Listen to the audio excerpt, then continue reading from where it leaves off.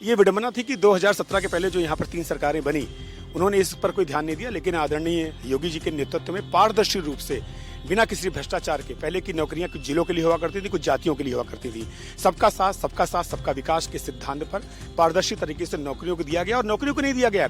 एक विश्वास पैदा हुआ है कि यहाँ सरकारी नौकरी भी बिना भ्रष्टाचार के किसी को मिल सकती है।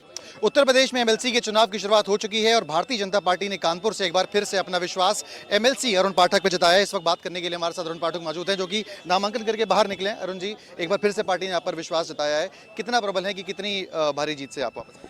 मैं आपके, चूंकि आपका चैनल बहुत विस्तारित है और बहुत इसका क्षेत्र है, मैं आपके चैनल के माध्यम से एक बात बहुत पक्के मन से ये बात कह रहा हूँ कि जब 3 फरवरी को रिजल्ट आएगा तो कानपुर उन्नाव खंड की स्नातक सीट एक नए रिकॉर्ड के साथ, और शायद विधान परिषद के इतिहास में ऐसा बड़ा रिकॉर्ड नहीं बना होगा, कानपुर का मतदाता उस रिकॉर्ड को बनाएगा। काफी भारी भीड़ यहाँ पे देखने को मिल रही है, आपको लगता है कि ये वोटों में भी तब्दील होगी? भीड़ नहीं, ये भारतीय जनता पार्टी का कार्यकर्ता है, प्रबुद्ध मतदाता है, स्नातक मतदाता है, जो एक मोदी और योगी जी की नीतियों से प्रभावित होकर भारतीय जनता पार्टी के प्रत्याशी के समर्थन में यहाँ पर आया है। अरुण जी, रोजगार एक बहुत बड़ी मुद्दा रहा है, चाहे वो अपोजिशन हो, लगातार सरकार को घेरता रहा है। आप ग्रेजुएट से आते हैं, पढ़े लिखे, एमएलसी के तौर पे हैं, तो आपको लगता है कि क्या काम इसके लिए आगे करेंगे ताकि सरकार से बात करके रोजगार युवाओं के लिए आप आगे ला पाएं? ये विडंबना थी कि 2017 के पहले जो यहाँ पर 3 सरकारें बनी, उन्होंने इस पर कोई ध्यान नहीं दिया। लेकिन आदरणीय योगी जी के नेतृत्व में पारदर्शी रूप से बिना किसी भ्रष्टाचार के, पहले की नौकरियां कुछ जिलों के लिए हुआ करती थी, कुछ जातियों के लिए हुआ करती थी, सबका साथ सबका विकास के सिद्धांत पर पारदर्शी तरीके से नौकरियों को दिया गया और नौकरियों को नहीं दिया गया। एक विश्वास पैदा हुआ है कि यहाँ सरकारी नौकरी भी बिना भ्रष्टाचार के किसी को मिल सकती है। विपक्ष के नॉमिनेशन में कुछ चुनौती मान रहे हैं आप?